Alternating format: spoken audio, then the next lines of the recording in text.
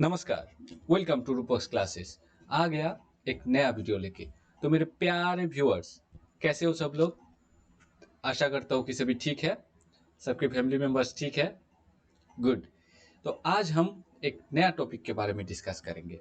Topic का नाम है किंगडम प्रतिष्ठा। ये क्लास 11 एनसीईआरटी बायोलॉजी का जो चैप्टर नंबर 2 है, उसी का ही एक पार्ट है। ठीक है, ओके। तो चलो शुरू करते हैं, लेकिन शुरू करने से पहले हम थोड़ा याद कर लेते हैं कि लास्ट वीडियो में हमने क्या क्या सीखा था। देखो, लास्ट दो वीडियो में, इस चैप्टर का जो लास्ट दो वीडियो मैंने अपलोड किया, उन दो वीडियो में हमने क्या सीखा था? Different types of classification system. 2 kingdom classification system, 3 kingdom classification system, 4 kingdom, then ultimately we got the 5 kingdom classification system of RH Whittaker, है ना? तो वहां पे हमने सीखा था कि जितने भी ऑर्गेनिज्म हमारे अर्थ में है, उन सबको 5 भाग में भाग किया गया है। ठीक है, 5 किंगडम में भाग किया गया है। पहला किंगडम मोनेरा, दूसरा प्रोटिस्टा, तीसरा Fungi, then Animalia, then Plantae. ये 5 किंगडम में भाग किया गया था। ठीक है, इन सबको हम डिटेल्स में डिस्कस कर रहे हैं। तो लास्ट वीडियो में हमने, जो लास्ट वीडियो था, ठीक है, इससे पहले वाला, उसमें हम क्या सीखे थे? किंगडम मोनेरा के बारे में डिटेल्स में सीखे थे। तो आज का वीडियो होगा किंगडम प्रतिष्ठा के बारे में। ठीक है, किंगडम प्रतिष्ठा में कैसे ऑर्गेनिजम्स रहते हैं, किस तरह के ऑर्गेनिज्म रहते हैं, या फिर उन लोगों का हैबिटेट कैसा है, रहता कैसे है, मोड ऑफ रिप्रोडक्शन कैसा है, और कितने ग्रुप में भाग किया गया है उस किंगडम प्रतिष्ठा को, ये सब हम आज डिटेल्स में डिस्कस करेंगे। ठीक है, तो वीडियो के एंड तक जुड़े रहो, बहुत कुछ सीखने को मिलेगा, हम लोग एंजॉय करते करते पढ़ते रहेंगे। ठीक है, ओके। तो चलो शुरू करते हैं। किंगडम प्रतिष्ठा। ठीक है, किंगडम प्रतिष्ठा का जब हम बात करते हैं, तो यहाँ पे जितने भी ऑर्गेनिजम्स आएंगे, सभी क्या होंगे? यूनिसेलुलर। ठीक है, यूनिसेलुलर। ठीक है, यहाँ पे देखो लिखा हुआ है all single cell eukaryotes are placed under Protista. अभी यूनिसेलुलर तो होगा, सिंगल सेलुलर तो होगा, साथ में ये क्या है? यूकैरियोट्स है, यूकैरियोट्स। ठीक है, तो हम थोड़ा रिमाइंड करते हैं लास्ट क्लास का।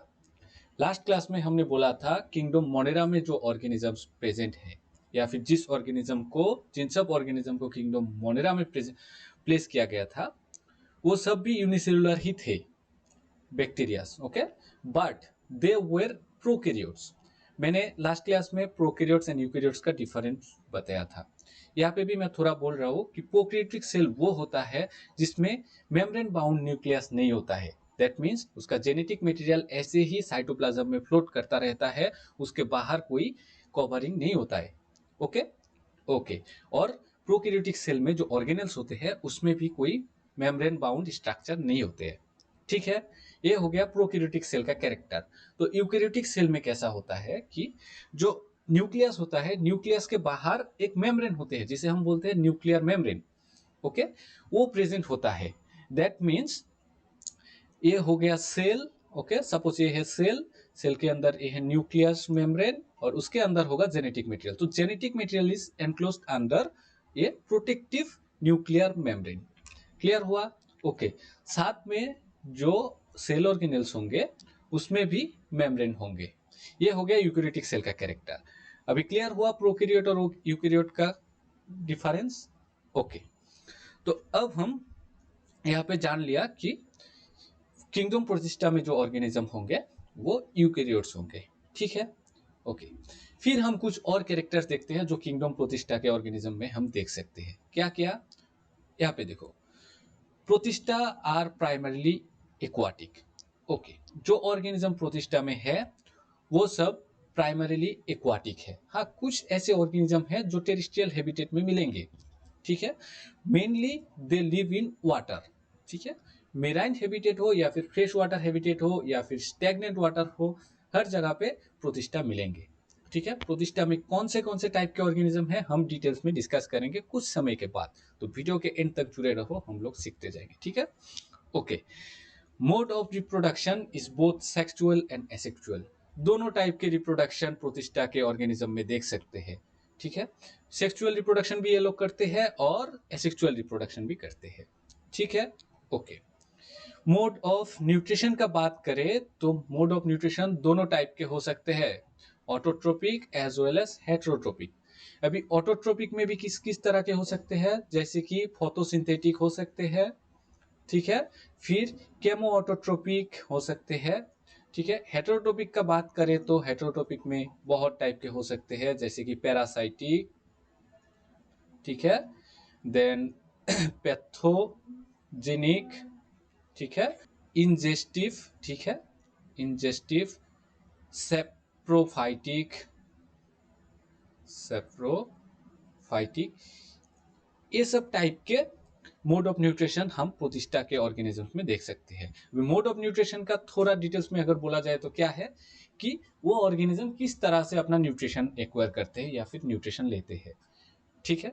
ओके, अभी ऑटोट्रोपिक और हेटेरोट्रोपिक का तो डिफरेंस बताना नहीं है, या फिर है, बोलो। हाँ, ठीक है, बोल ही देता हूँ। ऑटोट्रोपिक मतलब वो ऑर्गेनिज्म होते हैं जो अपना न्यूट्रिशन खुद प्रोड्यूस कर सकता है by using inorganic substances and other natural substances of the nature. Say for example plants. Plants are autotrophic. They can produce their own food by using sunlight, carbon dioxide, water, photosynthesis जिसे हम बोलते हैं, है ना, वो है autotrophic organism. और heterotrophic organism अपने न्यूट्रिशन के लिए दूसरों के ऊपर डिपेंडेंट होते हैं, दूसरे ऑर्गेनिज्म को खाते हैं, उसके बाद उसको न्यूट्रिशन मिलता है, जैसे कि ह्यूमन बींग्स। तो प्रोटिस्टा में ये दोनों टाइप के ऑर्गेनिज्म मिलते हैं, ठीक है, क्लियर हुआ? Okay, they are planktons. अभी प्लैंक्टन्स क्या है, देखो, प्रोटिस्टा में जितने भी ऑर्गेनिज्म है सब यूनिसेलुलर है। अभी unicellular means they are microscopic, microscope के अंदर लेके उसको देखना पड़ता है, ठीक है। तो माइक्रोस्कोप में देखना पड़ता है, यूनिसेलुलर है तो इसका वेट कितना होगा, हाँ, बहुत नेग्लिजिबल। तो ये सब जब पानी में रहते हैं वो पानी में फ्लोट करता रहता है, ठीक है। और ये पानी में फ्लोट तो करता है, लेकिन ये मूवमेंट के लिए अपना बॉडी का कोई एनर्जी यूज नहीं करता है, ठीक है। मूवमेंट के लिए अपना बॉडी का कोई एनर्जी यूज नहीं करता है। जैसे कि अगर हमें पानी में तैरना हो तो हम क्या करेंगे, हाथ पाँव दोनों का यूज करेंगे, फिर हम तैर पाएंगे और हमारा एनर्जी यूज करेंगे, वो हो गया एक्टिव प्रोसेस, ठीक है। तो प्लैंक्टन्स क्या है, कुछ ऑर्गेनिजम्स जो पानी में पेसिवली फ्लोट करता रहता है, ठीक है। ओके, तो समझ में आया सबको? ओके, अभी हम नेक्स्ट में मूव करते हैं। यहाँ पे मूव करके हमको क्राइजोफाइट्स मिला, ठीक है। उससे पहले हम बोल लेते हैं कि ये जो किंगडम प्रोटिस्टा है, इस किंगडम प्रोटिस्टा को हम 5 भाग में भाग करके स्टडी करेंगे। 5 भाग बोले तो इस किंगडम प्रोटिस्टा में जितने सारे ऑर्गेनिज्म हैं उन सबको 5 भाग में भाग करेंगे based on some character similarities, ठीक है। जैसे कि पहला ग्रुप है क्राइजोफाइट्स, इसके बारे में हम डिस्कस करेंगे अभी स्लाइड में। फिर धीरे धीरे हम डेनोफ्लिजिलेट्स के बारे में जानेंगे, सॉरी, फिर स्लाइम मोल्ड्स, फिर प्रोटोजुआ, फिर यूग्लेनोइड्स, ये सब हम एक एक करके डिस्कस करेंगे, ठीक है। तो ये 5 ग्रुप के बारे में हम डिस्कस करेंगे। यहाँ पे जो हम पहले डिस्कस कर रहे हैं वो है क्राइजोफाइट्स, ठीक है, क्राइजोफाइट्स। तो क्राइजोफाइट्स एक ग्रुप है अंडर प्रोटिस्टा, ठीक है, कंफ्यूज मत करना, हम इसको 5 भाग में भाग करके स्टडी कर रहे हैं, ठीक है। ओके, तो क्राइजोफाइट्स में जो ऑर्गेनिजम्स है दे आर एक्वाटिक, लेकिन एक्वाटिक में भी क्या क्या हो सकते हैं, कुछ ऑर्गेनिज्म फ्रेश वाटर में भी रहते हैं और कुछ ऑर्गेनिज्म मेराइन एनवायरमेंट में रहते हैं, जैसे कि सागर में रहते हैं वो है मेराइन, और जो फ्रेश वाटर नदी है, स्टेगनेंट वाटर है, वो है फ्रेश वाटर। वहां पे भी बहुत ऐसे क्राइजोफाइट्स पाए जाते हैं, ठीक है।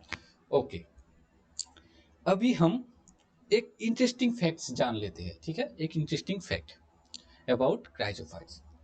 तो क्राइजोफाइट्स में एक ऑर्गेनिज्म है जिसे हम chief producer of the ocean बोलते हैं, ठीक है, chief producer of the ocean, उसका नाम है डायटोम्स, ठीक है, उस ऑर्गेनिज्म का नाम है डायटोम्स। ये यूनिसेलुलर ऑर्गेनिज्म है, इसके बारे में इसका स्ट्रक्चर भी हम जानेंगे धीरे धीरे, ठीक है, थोड़ा सब्र करो, रुको जरा, सब होगा, ठीक है। ये जो डायटोम्स है they are known as chief producer of the ocean. अभी प्रोड्यूसर बोले तो क्या है, प्रोड्यूसर, ठीक है, प्रोड्यूसर जो प्रोड्यूस करता है, ठीक है, जो प्रोड्यूस करता है, क्या प्रोड्यूस करता है, एनर्जी, ठीक है, या फिर बोल सकते हो ATP। ओके, समझ में आया? ठीक है, एग्जाम्पल से समझाते हैं। ठीक है, देखो हमारे जो टेरिस्ट्रियल हैबिटेट है, टेरिस्ट्रियल एरिया जो होते हैं, वहां पे चीफ प्रोड्यूसर है प्लांट। अभी प्रोड्यूसर बोले तो क्या है कि जो ऑर्गेनिज्म अपने अंदर एनर्जी बनाते हैं using sunlight and other inorganic substances. ठीक है, फिर वही एनर्जी अल्टीमेटली फूड चेन के थ्रू एक टॉपिक लेवल से दूसरे टॉपिक लेवल तक पार होता है। ठीक है, तो they are the primary producer of terrestrial area. ठीक है, plants are the primary producer of the terrestrial area. अभी टेरिस्ट्रियल एरिया में तो प्लांट्स है ये सब काम करने के लिए। जो सबसे पहले जो एनर्जी सूरज से हमारे यहाँ पे आते हैं वो प्लांट्स ही ट्रैप करके रखते हैं और अल्टीमेटली डिफरेंट ट्रॉपिक लेवल तक पहुंचाते हैं। लेकिन ये काम सागर में कौन करते हैं? सागर में भी तो बहुत सारे ऑर्गेनिज्म हैं।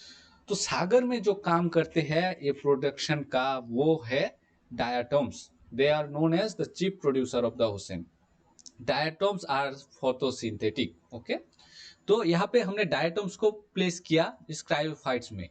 तो क्रायोफाइट्स में जो भी ऑर्गेनिज्म मिलेंगे दे आर मोस्टली फोटोसिंथेटिक।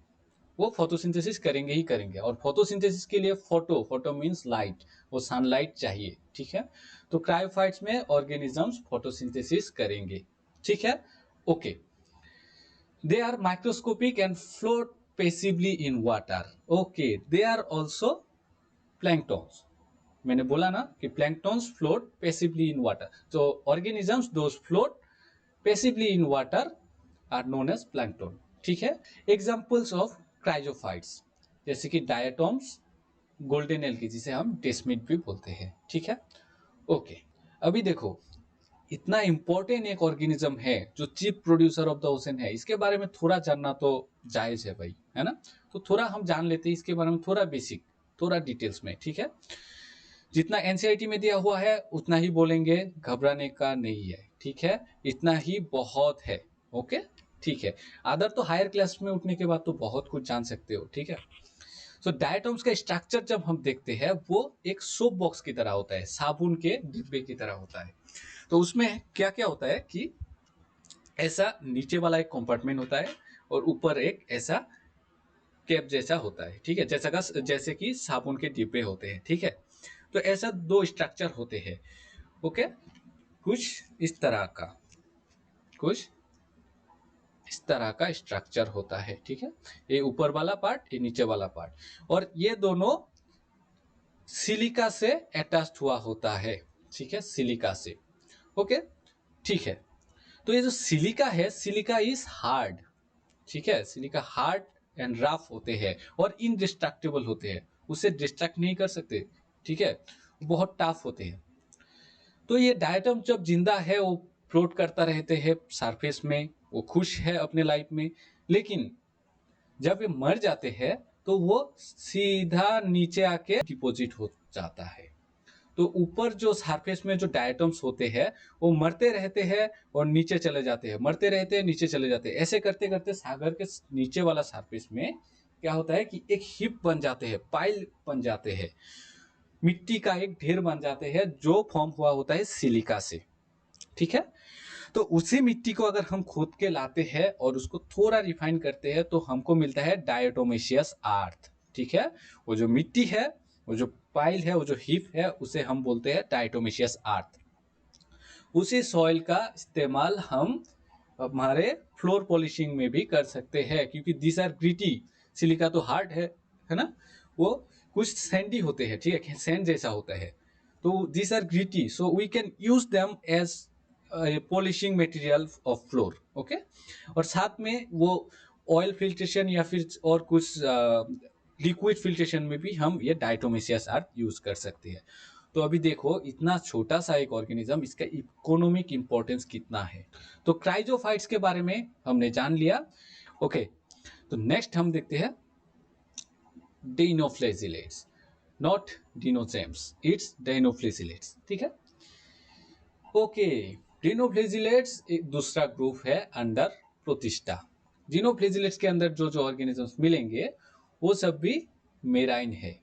ठीक है, and they are also photosynthetic, ठीक है, वो भी फोटोसिंथेसिस ही करते हैं।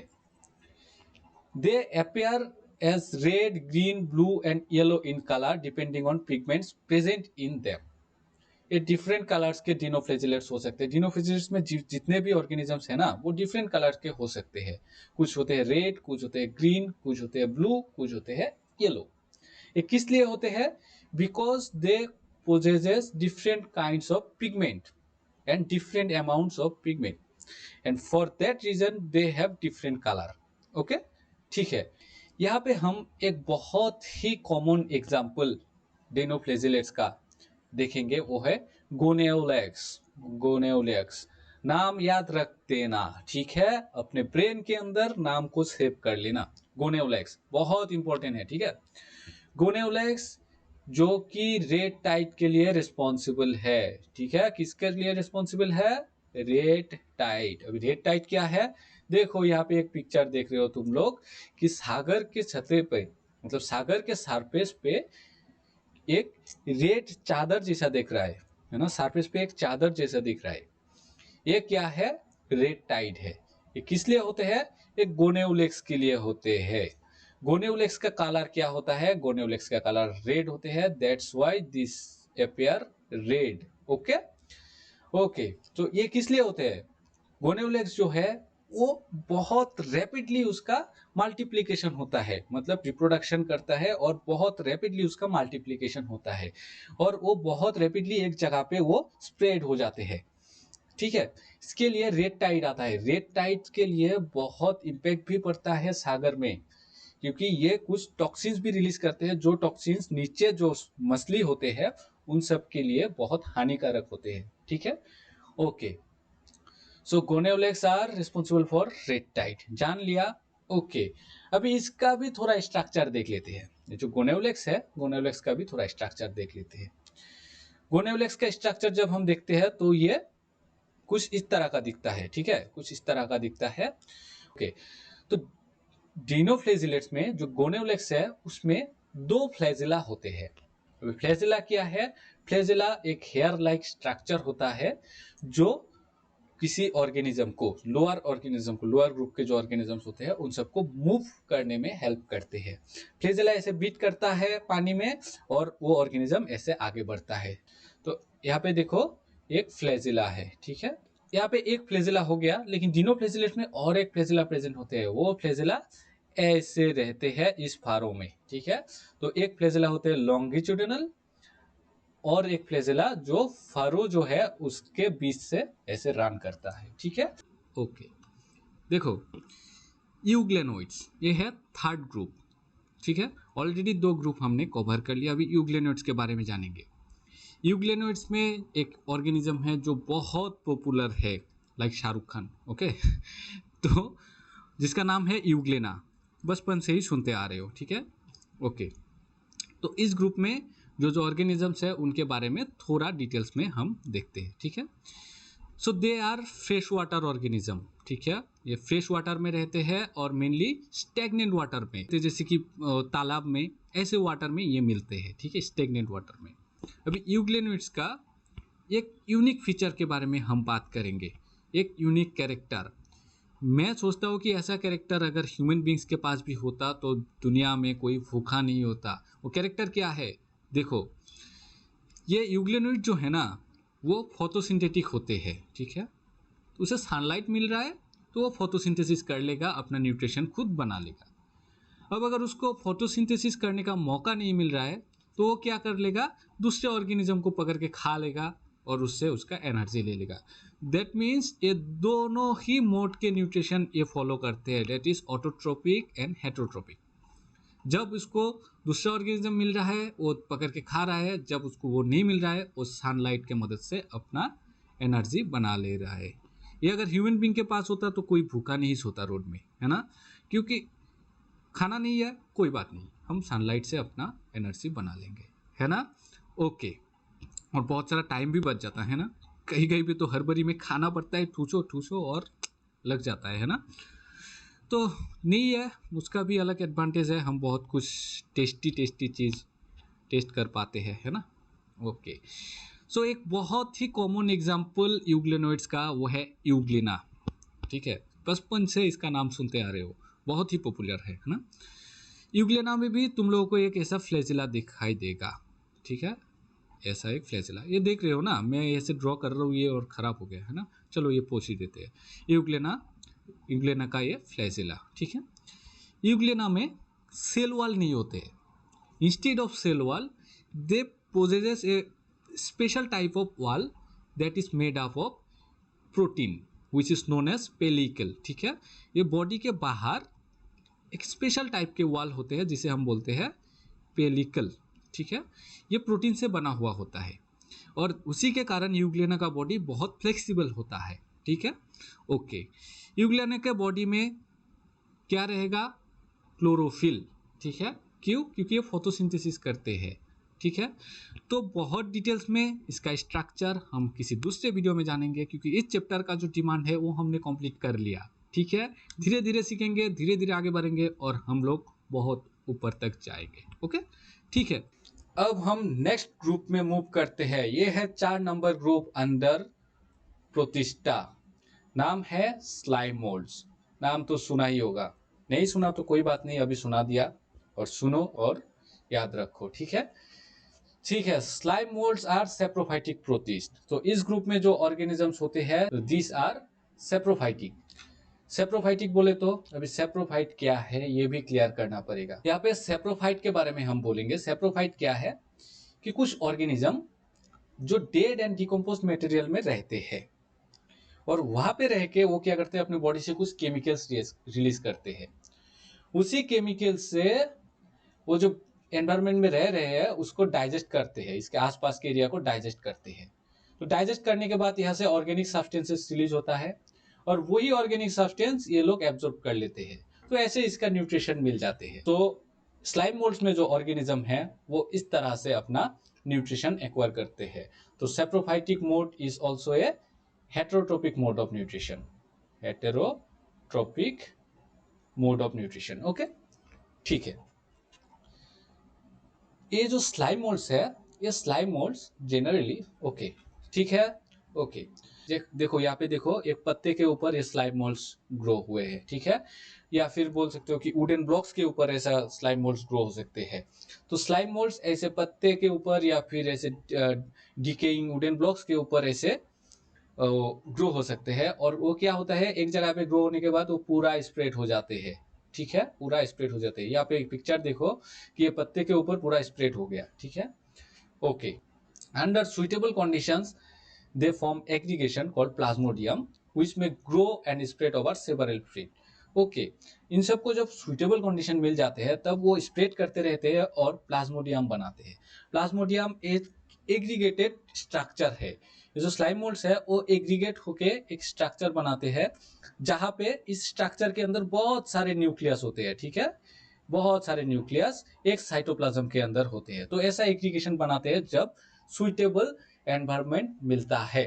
But when there is unsuitable condition, वही प्लाज्मोडियम से ऐसे फ्रूटिंग बॉडी निकलते हैं, ठीक है, फ्रूटिंग बॉडी निकलते हैं, वही प्लाज्मोडियम से फ्रूटिंग बॉडी निकलते हैं, और वो फ्रूटिंग बॉडी बर्स्ट होने के बाद बर्स्ट हो गया और यहाँ से स्पोर रिलीज होगा, वही जाके स्प्रेड होके जहां पे गिरेगा वहां पे फिर नया स्लाइम मोल्ड्स ग्रो हो जाएगा, ठीक है, ओके।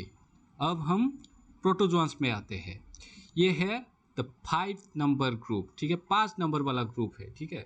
देखो कॉन्फ्यूज मत होना, क्या मत होना, कॉन्फ्यूज मत होना।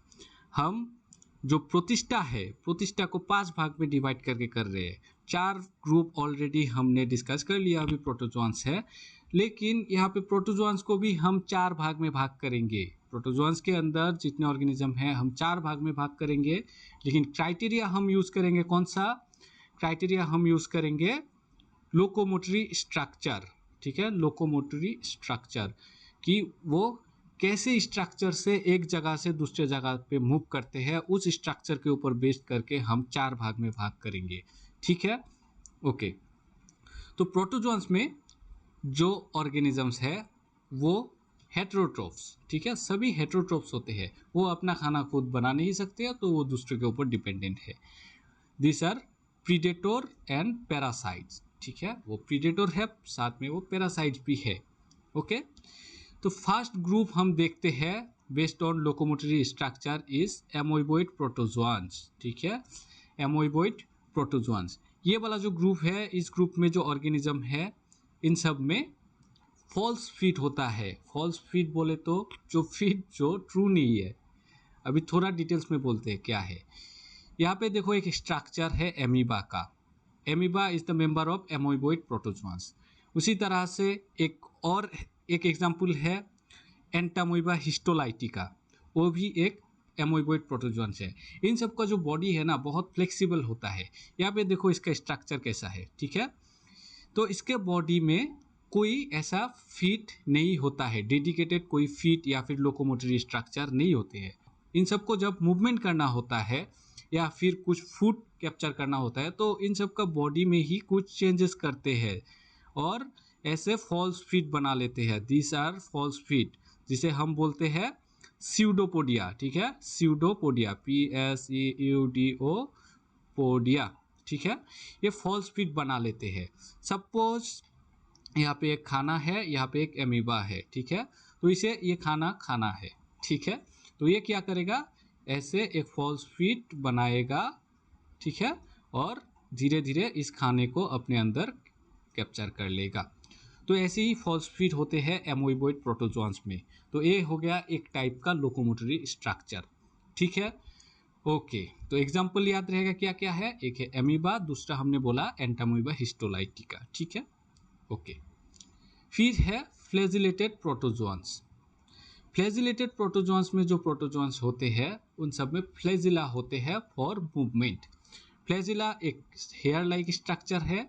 कुछ ऑर्गेनिज्म में एक होते हैं, कुछ ऑर्गेनिज्म में दो भी होते हैं। ठीक है, यहाँ पे देखो यूग्लिना में एक फ्लैजिला है, फिर यहाँ पे ट्राइपेनोसोमा में एक, फिर जियार्डिया में देखो कुछ फ्लैजिला ऐसे यहाँ से निकले हुए हैं, है ना। तो ऐसे होते हैं फ्लैजिला। तो फ्लैजिला उन सबको मूव करने के लिए हेल्प करते हैं। ठीक है, इस ग्रुप में जो ऑर्गेनिज्म है ना ये बहुत बदनाम है। ठीक है, क्यों बदनाम है, क्योंकि इन सब के लिए बहुत बड़ा बड़ा डिजीज होता है, बहुत ही खतरनाक डिजीज होता है। ये लोग बहुत बदनाम है। एक बार एनसीईआरटी खोल के इन लोगों को देख लेना। ठीक है, कि तुम लोग इतना तबाही मचा रखे हो, एक बार देख ही लेते हैं, है ना। फ्लैजिलेटेड प्रोटोजोआन्स में जैसे कि ट्राइपेनोसोमा के लिए एक डिजीज होता है जिसका नाम है स्लीपिंग सिकनेस। याद रखना, सेव कर लेना। ठीक है, फिर जियार्डिया के लिए एक डिजीज होता है जिसको बोलते हैं जियार्डियासिस डिजीज। जियार्डियासिस डिजीज के लिए वो डायरिया होता है। ठीक है, इंटेस्टाइन का डिजीज है, तो ये होने से डायरिया होता है। ठीक है, फिर लेशमेनिया डोनोवनी, याद रखना, सेव कर लेना। ठीक है, लेशमेनिया डोनोवनी के लिए काला अजर होते हैं जिसे हम डमडम फीवर भी बोलते हैं। तो ये सब बहुत बदनाम है। ये सब मतलब लगे रहते हैं किस तरह से लोगों को हार्म किया जाए, लेकिन इसको ये भी मतलब वो लोग इंटेंशनली नहीं करते हैं। अब इन लोगों को भी तो बचना है ना। हम ह्यूमन बींग भी तो बहुत उल्टा पुल्टा काम कर रहे हैं। हम लोग थोड़ी सोचते हैं कि इसको काट के खा जाएंगे तो उसको माँ को कैसा लगेगा, नहीं सोचते हैं ना। फिर आगे सिलिएटेड प्रोटोजोआन्स में, सिलिएटेड प्रोटोजोआन्स में यहाँ पे नाम से ही पता चलता है सिलिया रहेंगे। सिलिया स्मॉल स्मॉल हेयर होते हैं। ठीक है, स्मॉल स्मॉल हेयर। फ्लैजिला एक लॉन्ग हेयर लाइक स्ट्रक्चर और सिलिया होता है स्मॉल स्मॉल स्ट्रक्चर ऐसा। ठीक है, तो ये पैरामीशियम एक एग्जाम्पल है इस सिलिएटेड प्रोटोजोआन्स का। पैरामीशियम रहते हैं पानी या फिर मतलब वेट कंडीशन में रहते हैं। तो पैरामीशियम जो है वो जब पानी में रहते हैं वो क्या करते हैं, अपना सिलिया ऐसे बीट करता रहता है। बीट करने से क्या होता है कि आसपास जो खाना है वो वाटर करंट के साथ ऐसे उसका गलेट में पहुंच जाते हैं। क्योंकि यहाँ पे सिलिया बीट कर रहा है तो आसपास का वाटर में एक वाटर करंट प्रोड्यूस होगा, जिसके लिए क्या होगा, एक खाना इसके गलेट तक पहुंचेगा और एक गलेट से अल्टीमेटली ये अपने अंदर एंडोसाइटोसिस कर लेगा और उसके बाद उसका डाइजेशन होगा और उसको न्यूट्रिशन मिलेगा। Simple, okay. तो एग्जाम्पल है पैरामीशियम। फिर स्पोरोजोआन्स, स्पोरोजोआन्स ग्रुप में जो ऑर्गेनिज्म होते हैं इन सब के लाइफ साइकिल में एक ऐसा स्टेज होते हैं जिसे हम बोलते हैं स्पोर स्टेज। उस स्टेज में ये इन्फेक्टिव होते हैं। ठीक है, जैसे कि एग्जाम्पल प्लाज्मोडियम, हम मलेरिया साइकिल में डिटेल्स में देखेंगे कि कौन से स्टेज में ये इन्फेक्टिव होते हैं, ठीक है।